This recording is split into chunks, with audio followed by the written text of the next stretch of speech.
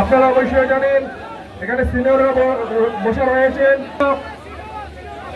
মহান স্বাধীনতা 1971 মহান স্বাধীনতা আন্দোলনে বাংলাদেশের ছাত্র সমাজের কি ভূমিকা ছিল, ঠিক সেই আন্দোলনগুলোকে লক্ষ্য করে শহীদ রাষ্ট্রপতি জিয়াউর রহমান 1979 সালের 1 জানুয়ারি বাংলাদেশ জাতীয়তাবাদী ছাত্রদল বাংলাদেশের ক্রান্তি লগ্নে জন্য বাংলাদেশের হাল ধরে সেই লক্ষ্য উদ্দেশ্যকে বাস্তবায়ন করার লক্ষ্যে বাংলাদেশ জাতীয়তাবাদী ছাত্রদল গঠিত করেছিলেন।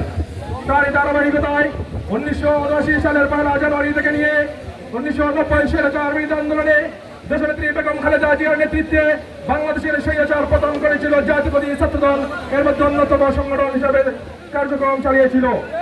সংগ্রামী উপস্থিতি, ঠিক তারই ধারাবাহিকতায় এই ফ্যাসিবাদ সরকার যখন বাংলাদেশের মাটির আধিপত্য বিস্তার করেছিল, বাংলাদেশের মাটির জন্য জাতীয়তাবাদী দলকে নির্মমভাবে ধ্বংস করার জন্য চক্রান্ত করেছিল। বাংলাদেশ জাতীয়তাবাদী ছাত্রদলের প্রত্যেকটি নেতা কর্মীর উপর জাতীয়তাবাদী দল বিএনপি যুবদল স্বেচ্ছাসেবক দলের প্রতিটি নেতা কর্মীর উপর যখন মামলা হামলা দিয়ে কোণঠাসা করে রেখেছিল, ঠিক সেই মুহূর্তে দেশ জনাব তারেক রহমান যখন নেতৃত্ব সাংগঠনিকের দায়িত্ব পালন করেছেন বাংলাদেশ জাতীয়তাবাদী ছাত্রদলের, ঠিক তাই ধারাবাহিকতায় যখন বৈষম্যবিরোধী ছাত্র আন্দোলন বাংলাদেশের মাটিতে শুরু হয়েছিল, দেশ জনাব তারেক রহমান জাতীয়তাবাদী ছাত্রদলকে নির্দেশনা দিয়েছিলেন বৈষম্যবিরোধী ছাত্র আন্দোলনের প্রতিটি কর্মীর পাশে যেন জাতীয়তাবাদী ছাত্রদল থাকে। তারা ধারাবাহিকতায় বাংলাদেশের মাটিতে প্রথম শহীদ হয়েছিল শহীদ রাষ্ট্রপতি জিয়াউর রহমানের উত্তরসূরি দেশ জনাব তারেক রহমানের কর্মী শহীদ আবু সাঈদ।